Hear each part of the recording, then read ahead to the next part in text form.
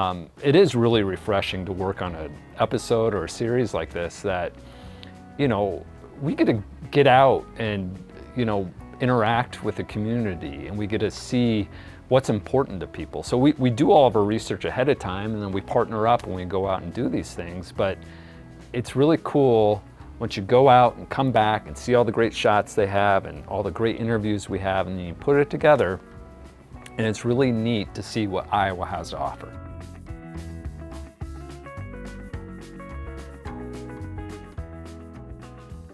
I've been living in and out of Iowa my whole life, and this whole last summer I spent driving around the state, and I learned more about Iowa in this last year than I care to admit. There's way more places here than I ever thought there was, and I grew up here. So, well, they're all great. They're all great, but I think the one that kind of surprised me the most, that turned out so well, is we did a piece on barn quilts, kind of up in the Panora area in Guthrie County. And it was so cool to see just the legacy that some of these barn quilts had, the history behind them, what they meant. Like, they symbolized something for each individual person. And just to take Kenny's drone and come up over a field of corn and just see this bright red or pink or yellow barn quilt stamp on this old barn, it was really cool to capture that. And then talking to the people, we interviewed a guy by the name of Jeff Argenbright. He really summed it up very well on what barn quilts meant to everyone in that area and across the state for that matter. So. I think once you find one barn quilt, they just pop up everywhere. I wasn't too familiar with them. That didn't really stand out my eye, but once we started showing me what they were, I started seeing them everywhere. I see them inside cities, I see them out in the country, you're driving along the road.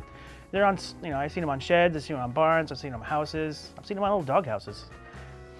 And it's cool how each individual community has kind of their own thing, their own breadth, their own feel. I'd say a couple, LeClaire along Cody Road was super cool. We had an opportunity to walk around with Mike Wolf, who is the host of American Pickers. He owns Antique Archaeology. Him and a group of people in the town have really revitalized that town, and they're really making it a must-stop place in Iowa, especially along the Great River Road. Another town that I think has come a long way, and they're doing a lot of cool stuff, is Burlington. We took the drone out over the Mississippi River, kind of flew it into Burlington, stopped at the Drake restaurant. The owner He's really fun to hang out with. He's a great guy. Seeing all the limestone buildings and all the different brick architecture, the architecture across the state with the bricklayers, if you pay attention to that kind of stuff, they're different styles completely. The way they put these bricks together and styles, and it's kind of, if you pay attention, you can see all these different styles throughout regionally. Going down the Mississippi and just seeing all these massive castle-looking brick buildings, it's cool. That's one thing about these episodes, is they're only successful because of the photographers. The beauty in these shows, it's insane, and the photographers really captured places in Iowa that a lot of people, I never knew some of these places. I'd never been to some of these places, and without the photography in this series, there's no way it would be successful, and they just captured everything. Yeah, when I started shooting 20 years ago, Dan was one of the few guys I worked with that kind of taught me how to use the camera, and now I'm using it for him. So the world goes around. Yeah. I used to shoot.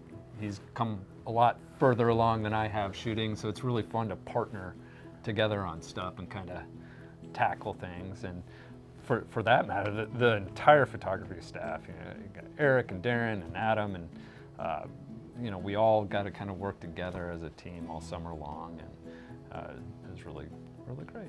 A lot of different aspects of Iowa. It's not just farmlands. There are hilly parts, there are water parts, there are lakes, there's all different kinds of places around the state. The goal of this episode was to kind of take you on an adventure, so you can kind of get off the main highway and get on the byways, and so we can show you the historical sites, the cultural sites, a lot of hidden gems along the way. It's just a really neat thing to experience.